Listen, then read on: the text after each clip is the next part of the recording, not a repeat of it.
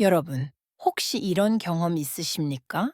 나는 분명히 배려해서 양보했는데 상대방은 그걸 당연하게 여기는 경우 말입니다.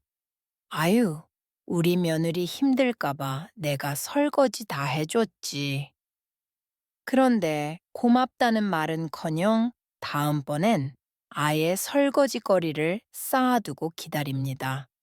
친구 자존심 상할까봐 내가 밥값 내줬지.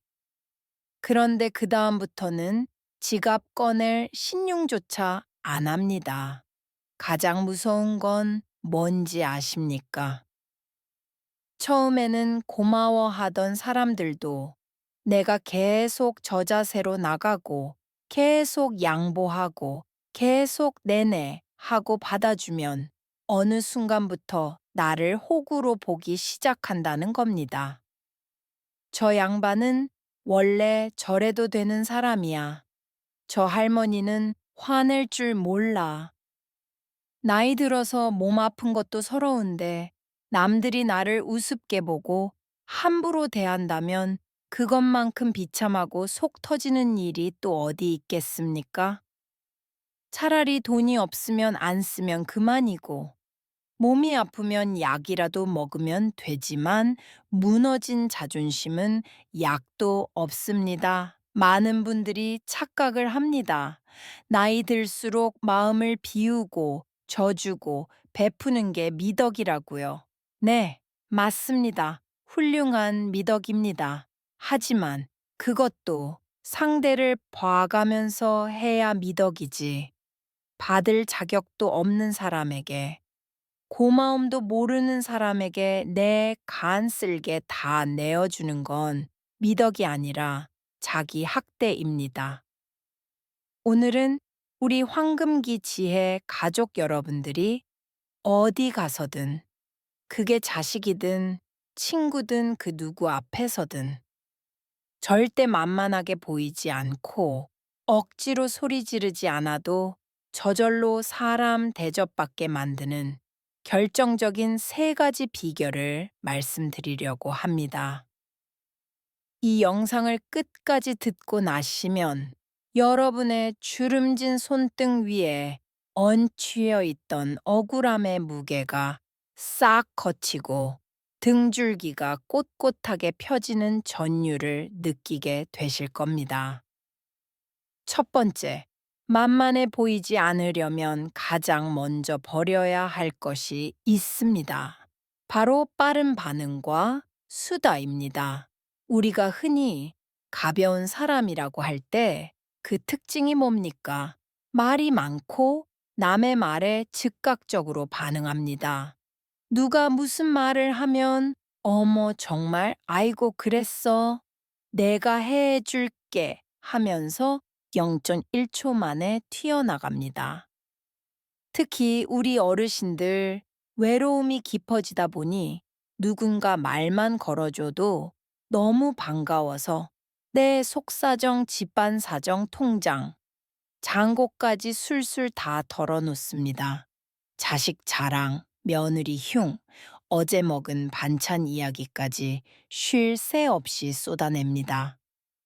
침묵이 어색해서 혹은 내가 이 분위기를 띄워야 한다는 강박 때문에 끊임없이 말을 메웁니다. 하지만 여러분, 냉정하게 말씀드리겠습니다. 말이 많으면 반드시 실수가 나옵니다. 그리고 말이 많으면 내 약점이 만천에 드러납니다. 상대방은 가만히 듣기만 하면서 당신의 패를 다 읽고 있습니다. 아, 이 노인네는 외롭구나. 아, 이 사람은 인정받고 싶어서 안달이 났구나. 아, 이 사람은 거절을 못하는 성격이구나. 이게 파악되는 순간 상대는 무의식적으로 당신을 쉬운 사람, 다루기 쉬운 상대로 규정해 버립니다. 진짜 무서운 사람은 어떤 사람입니까? 화를 버럭버럭 내는 사람이 아닙니다. 화를 내는 건 오히려 하수입니다. 진짜 무서운 사람은 무슨 생각을 하는지 알 수 없는 사람입니다. 누가 무례한 부탁을 하거나 선을 넘는 농담을 했을 때, 야, 너 말이 심하잖아. 라고 소리치지 마세요. 대신 3초만 가만히 그 사람의 눈을 쳐다보십시오. 아무 말도 하지 말고 무표정한 얼굴로 그저 응시만 하세요. 그 3초의 침묵이 상대방에게는 3년처럼 길게 느껴질 겁니다. 어? 내가 말 실수했나? 왜 대꾸가 없지? 화나 났나? 스스로 불안해하게 만드셔야 합니다. 이것이 바로 침묵의 카리스마입니다. 나이 들수록 입은 닫으라는 옛말이 단순히 잔소리하지 말라는 뜻이 아닙니다. 내 존엄을 지키기 위한 방패를 들라는 뜻입니다. 제 지인 중에 참 품이 있는 70대 형님이 계십니다. 이분은 동창회에 나가서도 말을 거의 안 하십니다. 친구들이 떠들썩하게 자식 자랑하고 정치 이야기로 핏대를 세울 때도 그저 허허 웃으며 찻잔만 만지작거립니다. 그런데 희한하게도 모임이 끝나고 계산할 때나 중요한 결정을 해야 할 때가 되면 모두가 그 형님의 입만 쳐다봅니다. 김형, 자네 생각은 어떤가? 하고 묻게 됩니다. 왜 그럴까요? 평소에 말을 아끼니까 그 사람이 뱉는 한마디의 무게가 청은망은 무거워지는 겁니다. 반면 쉴 새 없이 떠드는 친구의 말은 깃털처럼 가볍게 날아갑니다. 여러분, 오늘부터 연습해 보십시오. 누가 나를 부르면 즉시 응 하고 달려가지 마시고 한 박자 쉬고 천천히 고개를 돌리십시오. 누가 무리한 부탁을 하면 알았어, 해줄게 라고 반사적으로 튀어나오려는 말을 삼키고 생각 좀 해보고 라고 딱 잘라 말하십시오. 반응 속도를 늦추는 것만으로도 여러분은 결코 만만한 노인네가 아니라 신중하고 무게감 있는 어른으로 보일 것입니다. 두 번째, 만만해 보이지 않으려면 우아하게 거절하는 근육을 길러야 합니다. 우리 세대는 거절을 못합니다. 거절하면 상대방은 상처받을까봐, 관계가 깨질까봐, 혹은 내가 야박한 사람으로 보일까봐 두려워합니다. 좋은 게 좋은 거지. 내가 좀 참고 해주면 되지라는 생각이 뼛속까지 박혀 있습니다. 그런데 그거 아십니까? 거절도 습관이고 수락도 습관입니다. 여러분이 매번 웃으면서 다 받아주면 상대방은 이 사람은 부탁하면 다 들어주는 사람이라는 꼬리표를 붙입니다. 그리고 그 부탁의 강도는 점점 세집니다. 처음에는 밥 한 끼만 사주세요 였다가 나중에는 보증 좀 서주세요가 되는 겁니다. 특히 자식 관계에서 이게 가장 위험합니다. 손주 봐달라는 부탁, 반찬 해달라는 부탁, 급하게 돈 좀 빌려달라는 부탁. 부모 마음이야 오죽하겠습니까마는 여러분의 체력과 재정이 허락하지 않는 선까지 무리해서 들어주다 보면 결국 여러분의 골병만 남습니다. 그리고 더 슬픈 건 그렇게 억지로 쥐어짜서 도와줘봤자 자식들은 그 희생의 가치를 모른다는 겁니다. 왜? 너무 쉽게 얻었으니까요. 만만해 보이지 않으려면 여러분의 호의가 싸구려 취급받지 않게 해야 합니다. 시장 바닥에 굴러다니는 물건은 아무도 귀하게 여기지 않습니다. 진열장에 고이 모셔져 있고 값을 치러야 얻을 수 있는 물건이라야 귀한 줄 압니다. 여러분의 시간, 여러분의 노동력, 여러분의 돈은 공짜가 아닙니다. 그것을 남에게 줄 때는 반드시 생색을 내라는 게 아니라 가치를 부여해야 합니다. 거절할 때는 구구절절 변명하지 마십시오. 아유, 내가 오늘은 허리가 아프고, 내일은 병원 가야 하고, 모레는 친구 만나야 해서 못 해주겠네. 미안해. 이렇게 길게 설명하면 만만해 보입니다. 상대는, 아, 허리만 안 아프면 해준다는 거네? 병원 갔다 온 다음엔 되겠네? 라며 파고들 구멍을 찾습니다. 단호하고 짧게 말하십시오. 그건 내가 해주기 어렵다. 내 사정이 있어서 안 되겠다. 이유를 묻는다면 개인적인 일이다. 라고만 하셔도 충분합니다. 거절하는 순간 상대방은 당황할 겁니다. 어? 우리 엄마가 웬일이지? 어? 김 씨가 변했네? 바로 그 순간이 여러분의 존재감이 올라가는 순간입니다. 아, 이분은 자기 주관이 있는 사람이구나. 함부로 부탁하면 안 되는 사람이구나. 라는 인식이 심어지는 겁니다. 그리고 놀라운 역설이 있습니다. 여러분이 9번 거절하다가 1번 들어주잖아요. 상대방은 그 1번을 평생 고마워합니다. 와, 저분이 저렇게 바쁘고 깐깐한 분인데 나를 위해 특별히 시간을 내주셨어. 라고 감동합니다.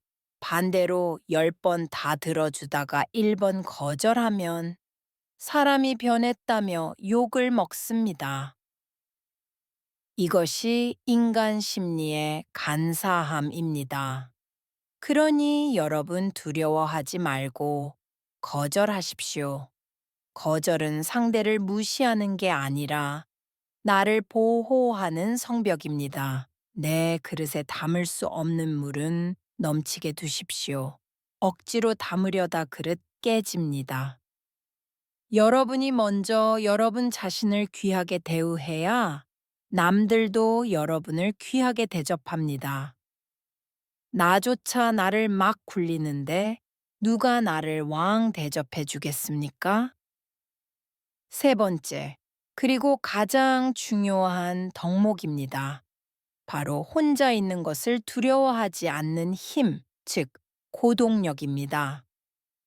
만만해 보이는 사람들의 공통점이 뭔지 아십니까? 사람을 너무 그리워한다는 겁니다. 혼자 있는 걸 못 견딥니다. 그래서 자꾸만 사람을 찾고 모임에 나가고 전화를 돌리고 자식에게 매달립니다. 나 심심해. 놀아줘. 밥은 먹었니? 이번 주말에 올 거니? 이런 에너지를 발산하는 순간 여러분은 약자의 위치에 서게 됩니다. 상대방에게 내 행복의 열쇠를 맡겨버리는 꼴입니다. 네가 나를 만나줘야 내가 행복해. 네가 연락을 줘야 내가 안심이 돼. 이건 상대방에게 권력을 이양하는 행위입니다. 사람은 본능적으로 자신에게 매달리는 사람을 부담스러워하고 반대로 혼자서도 씩씩하고 즐겁게 사는 사람에게는 매력을 느낍니다. 심지어 궁금해 하기까지 합니다. 우리 엄마는 나 없이도 너무 바빠. 매일 복지관 가고, 서예 배우고, 산책 다니고, 전화할 틈도 없어. 자식들이 이렇게 느끼게 만들어야 합니다. 그래야 자식들이 엄마 요즘 뭐 하세요? 얼굴 좀 뵈러 갈까요? 하고 먼저 연락이 옵니다. 이것이 바로 밀당의 고수, 아니 인생의 고수가 되는 길입니다. 나이 들어서 가장 품이 있는 모습은 혼자 카페에 앉아 책을 읽거나 혼자 산책로를 걸으며 사색하거나 혼자 취미 생활에 몰두하는 모습입니다. 그런 분들에게서는 범접할 수 없는 아우라가 나옵니다. 나는 너희들이 없어도 충분히 행복하다.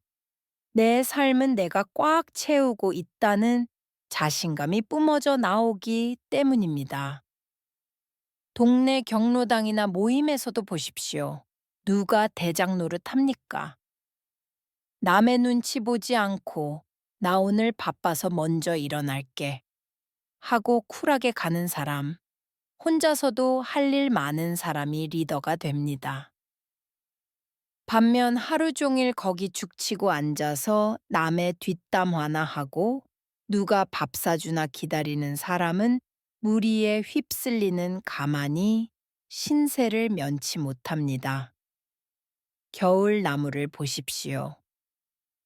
잎사귀 하나 없이 앙상해 보이지만 그 뿌리는 땅속 깊이 박혀 혼자서 혹독한 추위를 견뎌냅니다. 아무도 덮어주지 않아도 스스로의 힘으로 봄을 기다립니다. 그 단단함이 있기에 봄이 되면 가장 화려한 꽃을 피우는 겁니다. 여러분도 그런 나무가 되셔야 합니다. 자식이라는 잎사귀, 친구라는 꽃집 다 떨어지고 나 하나 덩그러니 남았다고 슬퍼하지 마십시오. 오히려 지금이야말로 내 뿌리를 단단하게 내릴 기회입니다. 남에게 기대지 않고 오롯이 두 발로 서는 연습, 내면의 근육을 키우는 시간으로 삼으십시오. 혼자서도 잘 노는 노인은 절대 만만해 보이지 않습니다. 오히려 신비로워 보이고 존경스러워 보입니다. 남들이 여러분의 시간을 뺏으려면 여러분의 허락을 구하게 만드십시오. 여러분의 시간은 그저 흘러가는 나머지 시간이 아니라 여러분이 주인공이 되어 쓰는 황금 시간이어야 합니다. 사랑하는 황금기 지혜 구독자 여러분, 오늘 우리는 만만하게 보이지 않는 법에 대해 이야기 나눴습니다. 다시 한번 정리해 볼까요? 첫째, 반응을 늦추고 침묵을 즐겨라. 둘째, 웃으면서 단호하게 거절하라. 셋째, 혼자서도 행복한 고동력을 길러라. 이 세 가지는 결국 하나의 뿌리에서 나옵니다. 바로 나 자신을 사랑하는 마음입니다. 내가 나를 귀하게 여기면 남들도 나를 귀하게 여깁니다. 내가 나를 믿으면 남들의 시선에 휘둘리지 않습니다.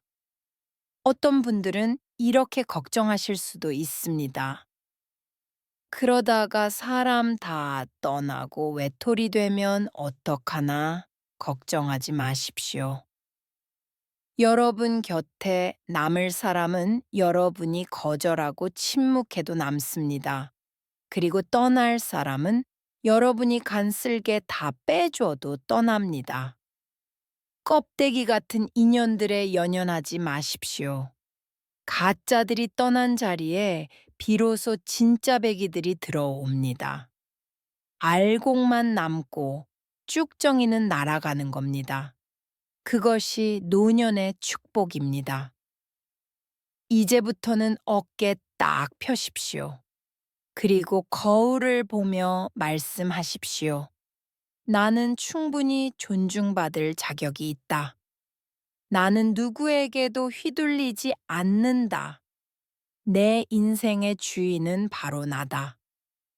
여러분의 남은 생이 누구의 눈치도 보지 않는 진정한 자유의 시간이 되기를, 그리하여 가장 품격 있고 아름다운 노년으로 기억되기를 진심으로 응원합니다.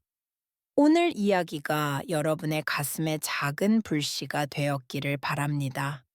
추운 겨울 감기 조심하시고 무엇보다 마음의 감기에 걸리지 않도록 항상 자존감의 옷을 따뜻하게 챙겨 입으시기 바랍니다. 지금까지 황금기 지혜였습니다. 감사합니다.